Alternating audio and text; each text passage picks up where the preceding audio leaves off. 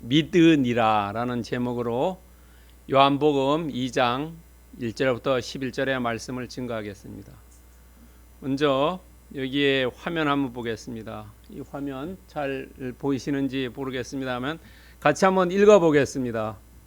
그러나 우리의 문화는 1세기의 문화와는 다르다. 미국의 경우 아이들이 술을 처음 마시는 나이가 평균적으로 12살이며 고등학교를 마칠 정도가 되는 아이들의 93%가 술을 마셔본 경험들이 있다고 한다. 또한 그 가운데 6%는 매일 술을 마신다고 한다. 앤더슨은 계속해서 어른들의 경우를 전해준다. 사회적으로 술에 소비되는 돈은 그야말로 휘청거리고 있다. 알코올 중독은 심장병, 암 다음으로 세 번째로 심각한 미국인들의 건강 문제다. 때로는 태어나기 전부터 알코올에 의해 생겨난 병에 걸리는 아기들도 있다. 매년 4만 명 이상의 아기들이 엄마의 알코올 문제로 건강에 위협을 받으며 출생하고 있다. 미국에는 약 1천만 명 정도의 성인들이 알코올 문제를 지니고 있으며 330만 명 정도의 10대 아이들 역시 같은 문제를 지니고 있다. 교통사고로 죽는 사람의 절반 정도가 부상을 입은 사람들의 3분의 1이 알코올과 관계되어 있다. 살인 사건의 67% 그리고 자살의 33%가 역시 알코올과 관련되어 벌어진다. 알코올은 미국 가정 붕괴의 가장 큰 주범이기도 하다. 가정폭력, 부모들의 아이들의 학대와 방치, 저소득, 이혼 등의 문제가 알코올의 남용과 깊이 관계를 맺고 있다. 조지 갈렙 여론조사에 의하면 미국 사람들의 4분의 1에 해당하는 사람들이 미국의 높은 이혼율의 세 개의 원인 가운데 하나를 알코올 또는 마약의 사용이라고 답했다. 이거 제가 말씀 준비하다가 메인 아이디어를 푸는 요한복음에서 발췌한 겁니다.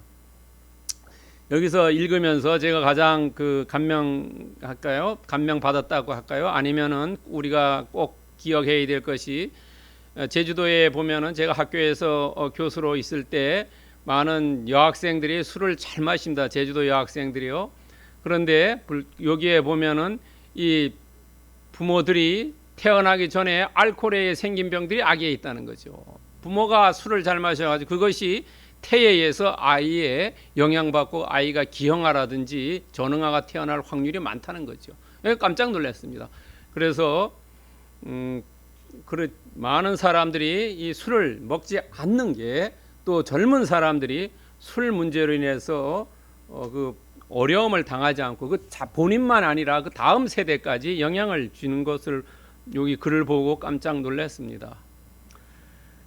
성경에는 술을 마시지 말라는 건 없습니다. 술을 취하지 말라 이거죠. 에베소 5장 18절에 보면 술 취하지 말라 방탕하다 하는 거죠.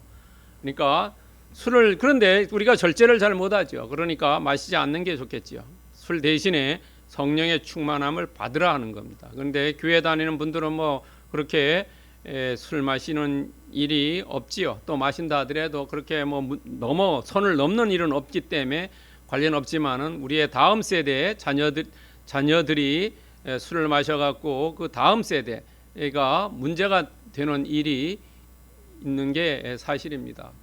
그래서 자녀들이 결혼할 때 술 마시지 않고 좋은 그 다음에 세대가 이루어졌으면 하는 바람에서 요 글을 따왔습니다. 여러분 제가 말씀드린 것처럼 올해는 요한복음을 주로 설교하려고 합니다. 요한복음에는 7개의 표적이 있습니다. 이것을 헬라어로 세메이아라고 합니다. 그런데 기적은 헬라어로 뭐냐면 디나미스라고 합니다. 다른 표현을 씁니다. 이 세메이아는 요한복음에만 썼습니다. 그래서 7개에 있습니다. 실제로는 7개보다 더 많습니다. 그러나 보통 주경학자들이 7개로 칩니다. 그 다음에 예수님이 본인이 계시하는 게 있습니다. 그것이 뭐냐면 7개입니다. 그리고 고백하는 내용이 있습니다. 이것도 7개입니다. 그래서 이것이 서로 연관이 되어 있다는 겁니다. 물을 포도주로 만든 오늘의 설교지요. 다음 주에는 나는 참 포도나무다 설교할 겁니다. 그 다음에 세례 요한이 되겠어요. 그래서 이렇게 횡방향으로 가면서 7개를 다 설교하려고 합니다. 어떤 거는 일주에 끝날 수도 있고 어떤 거는 일주에 끝날 수도 없을 수도 있습니다. 왜냐하면 본문이 길면요 다 함께 할 수가 없기 때문에 두세 번 나누어서 하려고 합니다. 그래서 올해는 요한복음을 이렇게 열심히 설교하려고 하니까 여러분들도 오실 때 제가 보내드린 자료 이런 것들을 보시고 오시면 훨씬 더 요한복음에 대해서 잘 이해하고 잘 더 통찰력을 가지고 설교를 들을 수 있을 걸로 믿어집니다. 자, 오늘 본문에는 여러분들이 이 교회에서 신앙생활에서 많이 들었던 본문입니다. 그러나 그 많이 들었지만은 그 안에 있는 실제적인 것들은 또한 또 잘 모를 수도 있습니다. 자, 오늘 첫 번째 나오는 사흘째라는 것이 뭐냐 하는 겁니다. 사흘이 언제부터 사흘이냐 하는 겁니다.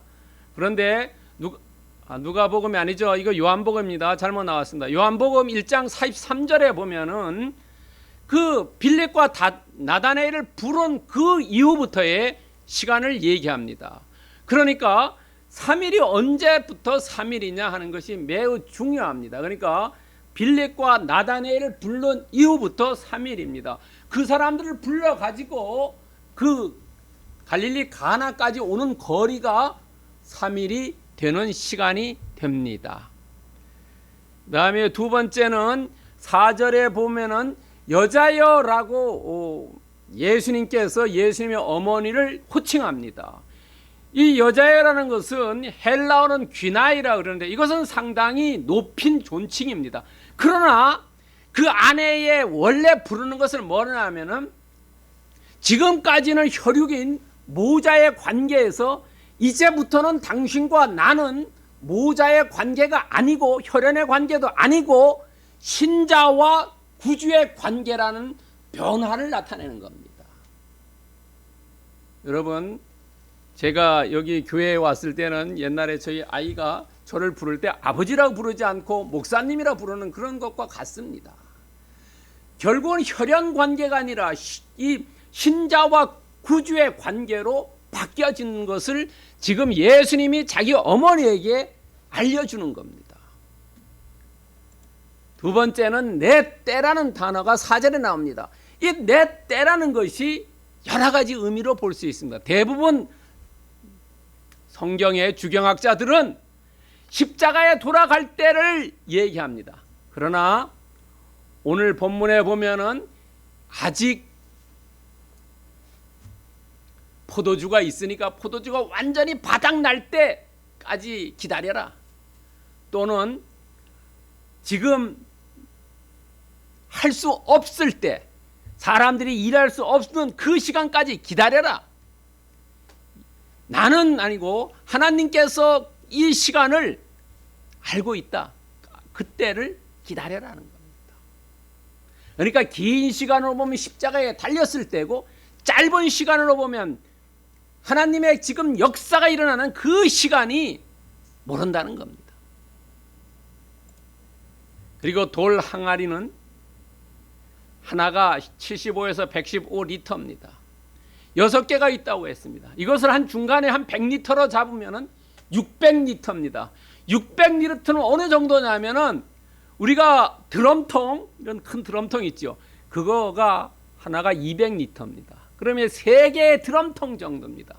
그러니까 예수님이 포도주 만든 것이 조금이 아니라 드럼통 그런 이런 기름 들어있는요. 그런 드럼통 3개를 베풀었다는 겁니다. 엄청난 양이죠. 여러분요. 드럼통이 200리터짜리 그거 뭐 엄청난 겁니다. 여러분 등유 같은 거 사러 갈 때 보통 그 하나 드는 게 한 20리터 정도입니다. 엄청나게 많은 포도주가 만들어졌습니다. 그 다음에 표적이라는 것은 세메이오는 그 안에 계시적인 의미가 있다는 겁니다. 그냥 사람들이 보고 놀란 것은 그거는 기적입니다. 그리고 이 표적은 그것을 통해서 예수 그리스도가 아니면 하나님이 어떤 일을 했느냐를 나타내는 겁니다. 그것이 표적이라고 합니다. 이것이 표적과 기적의 차이입니다. 그리고 영광이라는 것은 우리가 하나님께 영광 돌린다는 그런 의미가 아닙니다. 똑같은 단어를 썼는데 독사라고 이야기합니다. 헬라어로요. 그런데 오늘 여기에서는 정체성을 얘기합니다. 예수님이 자기의 정체성, 내가 어떤 사람이다를 나타내니까 제자들이 그것을 보고 믿었다는 겁니다. 그런데 왜 요한은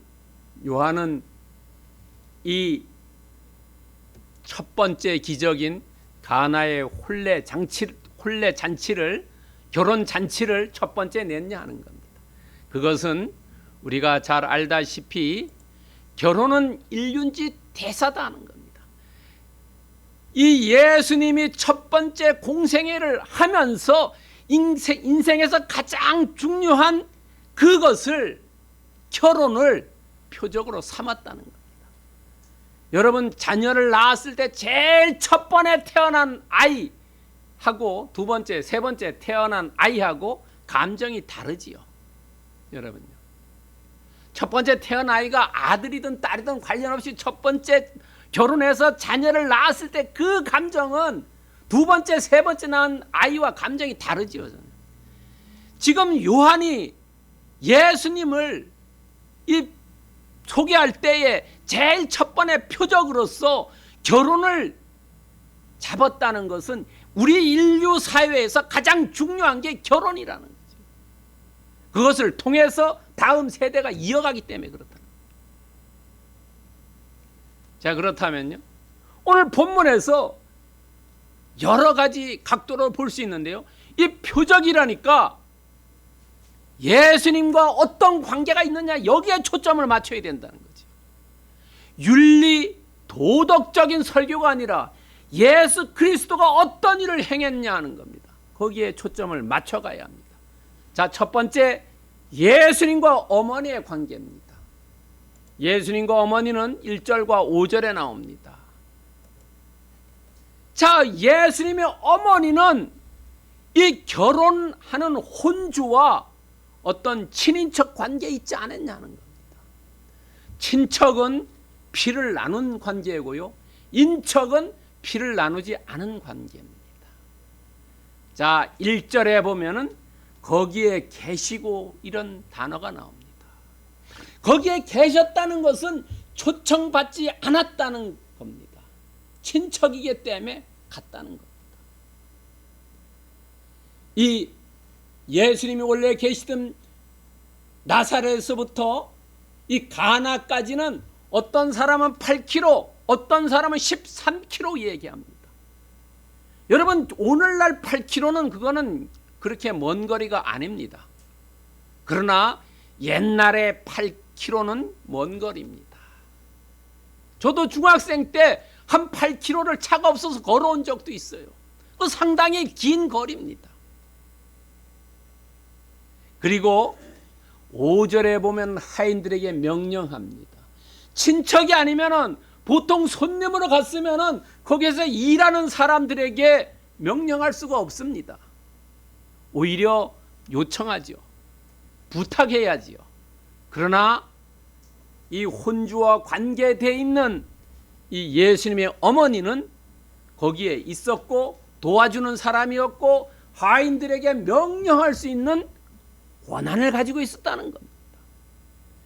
그렇기 때문에 이 예수님의 어머니는 지혜로운 행동을 합니다. 첫 번째로요, 상황 파악을 합니다. 포도주가 떨어졌는지 어떻게 알 수 있습니까? 그것은 손님은 알 수가 없습니다. 관련된 사람만 압니다. 여러분, 회사가 부도가 날 때 아는 사람은 딱 두 사람입니다. 재정 담당하는 분과 사장입니다. 다른 사람은 알 수가 없습니다. 그런 식으로 이 예수님의 어머니는 거기에 깊숙이 관련되어 있는 것 때문에 상황 판단을 했고, 그것을 어떻게 대처해야 되는 것을 3절에 나옵니다. 3절에 예수님에게 가서 요청합니다. 상황 판단을 하고 그 다음에 어떻게 해야 되는, 회사가 부도나면 걱정되면 은행에 가든지 사채를 하든지 어떤 유동성을 끌고 와야 합니다. 그게 바로 대처하는 능력입니다. 대처 못하면 부도가 나는 겁니다. 오늘 지금 포도주가 다 떨어졌으면 그 집은 파산나는 겁니다. 왜냐하면 이 당시는 체면을 중시하는 사회이기 때문에 결혼식에서 포도주가 떨어졌다는 것은 그 사람은 완전히 수치로운 집안이 됩니다. 그 지역에서 매정당하는 겁니다. 우리가 생각하는 것과 전혀 다릅니다. 두 번째의 지혜로운 행동은 감정을 억제합니다. 여러분, 예수님으로부터 지금 책망을 받습니다. 4절에 보면 여자여 나와 무슨 상관이 있나이까? 때가 아직 이르지 않았다. 나랑 상관이 없다. 그 포도주가 떨어진 것이 왜 나한테 와서 귀찮게 하느냐? 당신과 나는 신자와 구주의 관계인데 그러냐 하는 거예요. 이런 책망을 들었을 때 예수님의 어머니가 화가 났을 수 있지만은 감정을 억제했다는 겁니다. 마가복음 7장 28절에 보면은 비슷한 사건이 있습니다. 수로보니게 여인이 자기 자녀를 위해서 예수님께 데려가지요. 그런데 예수님이 뭐라고 얘기했습니까? 자녀들을 먹이고 남는 개에게도 줄 것이 없다든가 얘기하지요. 그럴 때 이 수로보니 여인이 뭐라고 얘기합니까? 개라도 먹을 수 있는 것이 있지 않느냐? 애들이 부스러기에 떨어진 거 그 개가 먹지 않느냐? 자기 자신을 개에다가 비유합니다. 그랬을 때 예수님이 고쳐주지요. 감정을 억제할 수 있다는 거예요. 화난 얘기를 들었어요. 지금 자녀한테. 지금까지 안 그랬어요. 여러분 그러지 않습니까? 자녀가 어느 정도 큰 다음에 어릴 때는 말 잘 듣는 어느 날부터는 자기 뜻대로 막 한다고 부모에게 대들을 때 그때 부모로서 감정을 억제하고 그것을 떠나서 그 하인들에게 역할을 지시합니다. 야, 말하는 대로 해라. 자, 우리가 여기에서 배울 수 있는 교훈은 뭐냐 하면 우리가 인생을 살 때에 어려움이 더 많다는 겁니다. 힘들고 어렵고 고난당하고 이럴 때 우리는 누구에게 갈 것이냐 하는 겁니다. 지금 그 당시에는 이 결혼식이 밤에 열립니다. 낮에 열리지 않습니다. 유대인들은 저녁에 시작해서 결혼식을 시작합니다. 그러니까 술이 떨어지려면 어느 정도 시간이 갔겠지요. 저녁 6시부터 한다해도 한 10시나 이 정도 깜깜한 밤입니다. 남의 집에 가서 포도주를 구해올 수도 없습니다. 포도주는 그 지방에는 음료수입니다. 구해올 수도 없고 어디 가서 사올 수도 없고 지금 당장 만들 수도 없는 그런 상황입니다. 완전히 진퇴양난, 어디에서도 볼 수 없는 그런 상황에 있을 때 이 예수의 어머니는 예수님께 갔다는 겁니다.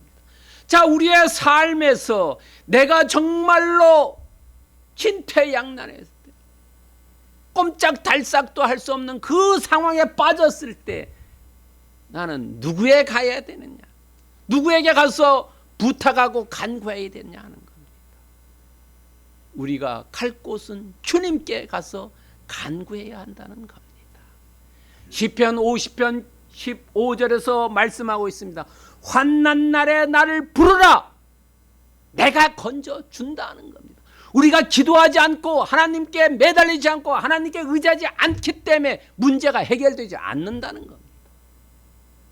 시편 50편 15절에서 환난 날에 나를 부르라, 내가 너를 건져주리라 라고 말씀하고 있습니다. 우리가 잘 아는 예레미야 33장 3절에도 얘기합니다. 내게 부르짖으라, 크고 은밀한 일을 보여준다. 해결하는 방법, 솔루션을 알려준다는 겁니다. 여러분, 예수님도 직접 말씀해 주고 계십니다. 요한복음 14장 14절에 내 이름으로 무엇이든지 구하면 내가 행하리라. 구하지 않기 때문에 받지 못한다는 거지요. 구하면 해결해 주신다는 겁니다. 여러분, 이나 저나 우리가 힘들고 어려울 때 다른 데 의존하지 말고, 다른 데 가서 솔루션을 찾지 말고 오직 예수 그리스도 그분께 간구해서 해결받기를 축원드립니다. 두 번째는 예수님과 하인들입니다. 7절과 8절에 나옵니다. 자, 예수님은 낯선 사람입니다. 초청을 받아온 손님입니다. 처음 공생애를 시작하는 장소입니다. 예수님이 어떤 사람인지 모릅니다. 그랬을 때 명령을 내립니다. 그러나 그 명령을 이 하인들은 따릅니다. 자, 낮이면은 따르기도 쉽습니다. 낮에 만약에 뭐 편의점에 문 열어놨으면 가서 사오라 그러면 뭐 심부름 가기 쉽지요. 그러나 여기는 깜깜한 밤입니다. 그 당시에 가로등도 없습니다. 그럼 밤에 물을 드럼통을 3개를 채워라라고 생각해 보세요. 물론 한 명이 아니고 복수입니다. 그러나 많은 사람이 있지는 않았을 거로 생각됩니다. 왜냐하면 포도주가 떨어질 정도면은 그렇게 유복한 집은 아니라고 생각됩니다. 한밤중에 명령이 났습니다. 여러분, 한밤중에 자녀에게 편의점 가서 뭐 사오라고 하면 가겠습니까?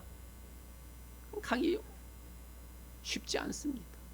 그러나 이 하인들은 밤에 명령을 따랐습니다. 그리고 아구까지 채워라라고 7절에 얘기합니다. 그냥 설렁설렁 단지에다 물 적당히 갖다 붓는 게 아니라 찰랑찰랑해서 넘칠도록 갖다 부으라고 얘기합니다. 너희들이 얼마나 성실하냐. 하나님의 기적은, 표적은 성실한 사람에게 일어난다는 거지요. 설렁설렁한 사람들 일어나지 않는다는 겁니다. 자기 일 열심히 한 그때 일어난다는 겁니다. 아기까지 찼을 때 본인은 여기까지만 찼는데 본인 생각엔 다 찼다고 생각하지만 하나님께서는 완전히 찰 때까지 기다린다는 겁니다. 조급해서 응답 못 받는 일이 많다는 겁니다. 나는 기도를 열심히 했다고 생각하지만 하나님 보시기에는 반밖에 차지 않았다. 그때 그만두는 예가 많다는 겁니다.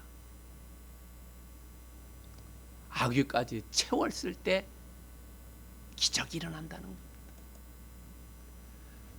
또 이 사람들이 물을 어디다 갖다 부었습니까? 돌 항아리입니다. 그 돌 항아리는 물을 갖다 붓고 그 물을 떠서 먹는 것이 아닙니다. 그 물은 손이나 씻고 발이나 씻는 허드렛 물입니다. 허드렛 단지에 물이 지금 있습니다.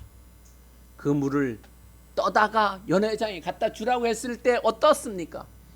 정말로 종이지만은 불안과 염려가 있지요. 내가 손 씻고 발 씻는 물을 떠다가 그분에게 갖다 주고 먹으라고 하려고 했을 때 그 명령을 잘 지킬 수가 있느냐 하는 겁니다. 여러분요. 그러나 10절에 보면은 연회장이 이 좋은 포도 어디서 났냐고 묻지요. 그때 이 종들은 안도와 한숨, 겨우 지나갔구나 이렇게 생각했어요. 기쁨, 안도했다는 겁니다. 안도했고 기뻐했다는 겁니다. 여러분요. 할 수 없는 것을 하나님 말씀에 따라 순종했으니까 거기에 기쁨이 있었다는 겁니다. 여러분, 사복음서에는 481가지의 명령이 있습니다. 481가지의 복음서에는 명령이 있는데 그 명령을 행한 뒤에는 반드시 축복이 있다는 겁니다.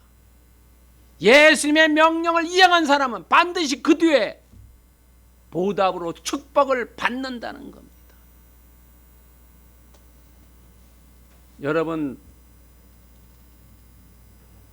라합 알지요? 여호수아에 나오는 라합. 그 사람이 척후병 숨겨줬다가 성경에 이름이 올라가는 축복을 받았다는 겁니다. 다윗의 고조 할아버지, 고조 할머니지. 말씀에 순종하면은 축복을 받는다는 겁니다. 여러분, 그러므로 우리는 예수님의 명령, 성경의 말씀에 순종해야 한다는 겁니다.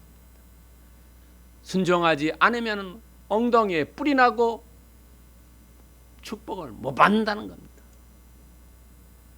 히브리서 11장 3절에 보면은 아브라함이 부르심을 받았을 때 순종했다고 하는 겁니다. 그리고 자녀를 낳을 거라고는 그 소명을 받았을 때 25년 후에 자녀를 낳는 복을 받지요. 말씀의 순종할 때 복을 받았다는 겁니다. 이 라합도 어땠습니까? 정탐꾼을 영접했지요. 그럴 때 순종하지 않았다면 멸망했을 겁니다. 그러나 순종했기 때문에 멸망당하지 않는 겁니다. 오늘날 우리의 삶도 정말로 내가 말씀에 충실하냐, 말씀에 순종하냐, 거기에 따라서 복과 불행이 나누어진다는 겁니다. 오늘 예배에 나온 분들은 말씀에 순종해서 축복받기를 축원드립니다. 세 번째는 예수님과 제자들입니다. 2절과 11절에 나옵니다. 여러분, 이 제자들은 몇 사람이 왔느냐 하는 겁니다. 신학자마다 다릅니다. 4사람이 왔다는 사람, 5사람이 왔다는 사람, 6사람이 왔다는 사람 다릅니다. 어떤 게 정확한지 모릅니다. 4사람은 안드레와 베드로와 빌립과 나다네엘입니다. 이 빌립과 나다네엘은 사흘 전에 예수님과 만났기 때문에 알 수 있습니다. 안드레와 베드로도 안드레가 베드로를 예수님에게 소개했기 때문에 만났습니다. 4사람은 확실해요. 그러나 거기에 플러스 요한이 들어가면 5명이고 요한의 형님 야고보가 들어가면 6명입니다. 몇 사람이 왔는지 확실하게 알 수는 없습니다. 그러나 이 사람들은 증인이고 목격자입니다. 증인, 자기가 본 대로 그것을 얘기하는 게 증인이죠. 목격자입니다. 사건을 본 사람들입니다. 자, 이 사람이 어떤 사건을 봤냐면 요한복음 1장 50절을 보면 예수님께서 말씀하세요. 뭐라고 말씀하냐면 더 큰 일을 보리라라고 얘기했어요. 더 큰 일을 본다. 너희들이 나를 따라다니면 더 큰 일을 본다. 그것이 뭐냐 하면 오늘 물에서 물을 갖다 부었더니 포도주가 됐습니다. 여러분, 물은 H2O입니다. H2O라 그러죠. 우리가 보통요. 산소와 수소입니다. 그 원소가요. 그러나 포도주는 거기에 C가 하나 더 있습니다. 탄소가 있습니다. 예수님은 창조자입니다. 담지자입니다. H와 O 거기에 플러스 C를 한 분입니다. 그리고 포도주는 유색, 유치, 유미입니다. 색깔이 있고 맛이 있고 냄새가 있습니다. 이것이 달라진 겁니다. 그것을 어떻게 마련했냐면 말씀으로 했습니다. 여러분, 창세기 1장에 하나님께서 말씀으로 세상을 창조했지요. 지금 예수님은 말씀으로 창조했습니다. 포도주를요. 그것이 같은 겁니다. 그래서 이 제자들은 지금 예수님을 랍비라고 부르지요. 랍비요. 1장 49절에 보면은 나다네일이 대답할 때 랍비요 이렇게 얘기합니다. 랍비, 선생님이요 라고 합니다. 그러나 지상의 선생님으로서 천상의 주님으로 바뀌어졌다는 겁니다. 이 사건을 통해서 열왕기상 17장 24절에 보면 내가 이제야 당신은 하나님의 사람이요 당신의 입에 있는 여호와의 말씀이 진실한 줄 안다는 거예요. 지금까지는 나는 당신의 선생으로 하는데 지금 이 사건을 통해서 메시아고 이스라엘의 임금이고 하나님의 아들이라는 것을 알 수 있었다는 겁니다. 예수님은 전달자가 아니고 담지자라는 겁니다. 저는 하나님의 말씀을 전하는 전달자지만 예수님은 그분이 곧 하나님이기 때문에 신성과 인성을 가진 그분이라는 겁니다. 그것을 이 제자들이 가나의 혼례잔치에서 눈을 떴다는 겁니다. 여러분, 우리가 잘 아는 마태복음 16장 16절에 있죠. 시몬 베드로가 주는 그리스도여 살아계신 하나님의 아들이라고 이렇게 고백하는 것, 이것이 제자의 몫이라는 것. 예수님은 역사적인 인물이 아니고 신화 속의 인물이 아니고 실존했고 그분은 메시아다는 것, 살아있는 하나님의 아들이라는 것을 고백하는 겁니다. 여러분, 요한복음 1장 48절에 나다네일이 되었죠. 당신은 하나님의 아들이라는 것. 여러분, 하나님의 아들이라. 왜냐하면 우리나라 속담에도 씨도둑은 못한다 그럽니다. 씨도둑이요. 나이 드신 분은 좀 아실 겁니다. 그 말이 어떤 의미인지요. 왜냐하면 자식은 부모의 그걸 그대로 받는 겁니다. DNA를 그대로 받는 겁니다. 지금 예수님은 하나님의 아들이기 때문에 하나님의 그 모든 DNA를 받았다는 겁니다. 그것을 고백하는 겁니다. 제자들이 오늘 그것을 목도하고 고백하고 믿었다는 겁니다. 여러분, 그렇다면 오늘 말씀에서 영광을 나타내심에 믿었느냐? 영광은 아까 정체성이죠. 예수님이 나는 하나님의 아들이로서 정체성을 나타내니까 이 제자들이 지금은 랍비인 줄 알았는데 메시아로 알았다는 겁니다. 그런데 오늘 불행하게도 예수님의 어머니, 제자들이 아니죠, 하인들, 연회장, 신랑, 하객, 이런 사람 중에 예수님을 고백한 제자들이 있는 반면 그렇지 않은 사람들도 있었지요. 여러분, 예수님의 어머니는 예수님이 부활 승천한 이후에 제자가 되지요. 그전에는 제자가 되지 않았습니다. 여기 하인들은 명령만 수정했지 예수님을 고백하지 않았지 않습니까? 연회장도 그렇고 신랑도 그렇고 거기 온 하객들도 그렇고 오로지 본 사람은 여러 사람이 보았는데도 불구하고 신앙을 고백한 것은 오직 제자들 뿐이었다는 겁니다. 왜냐하면 제자들은 영적인 눈이 열렸다는 겁니다. 여러분, 오늘 예배당에 나온 여러분들도 영적인 눈이 열려서 주님을 제대로 믿으시기 바랍니다. 왜냐하면 예수님은 질적인 변화를 시켜주시는 분입니다. 우리의 삶에 예수님이 들어오면 우리 자신이 바뀌어지게 되어 있습니다. 우리가 이전에는 물처럼 무색, 무치, 무미해서 우리가 포도주처럼 유색, 유치, 유미로 질적인 변화가 일어난다는 겁니다. 그것은 곧 우리의 안이 열리고 귀가 열리고 마음이 열려서 예수 그리스도를 나의 구주로 고백하고 예수 그리스도가 그분이 메시아라는 것을 고백하게 되어 있다는 겁니다.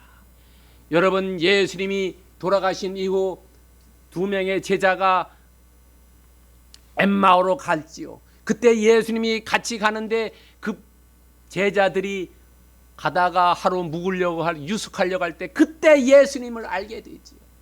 그 전까지는 같이 가면서 얘기를 했지만 누군지 몰랐어요. 그러나 그때 유숙하려고 할 때 눈이 열렸어요. 눈이 밝아져 그인 줄을 알아보더라 하는 겁니다. 내 시편 119편 8절에 보면 내 눈을 열어 주의 율법에서 놀라운 것들을 보게 하소서. 내 눈이 열려야 된다는 겁니다.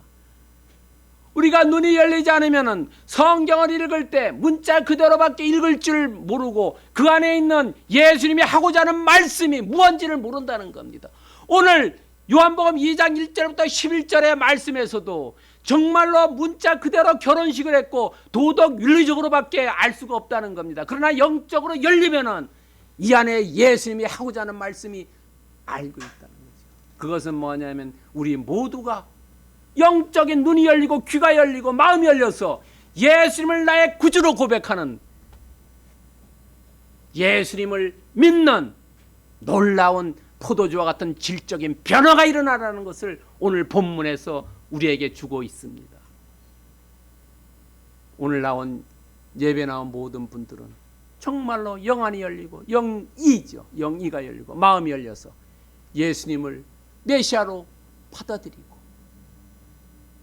그 메시아를 믿어서 이 땅에서 복받고 하늘나라에서 복받는 모든 분들 되기를 축원드립니다. 기도하겠습니다. 사랑하는 하나님 감사합니다. 하나님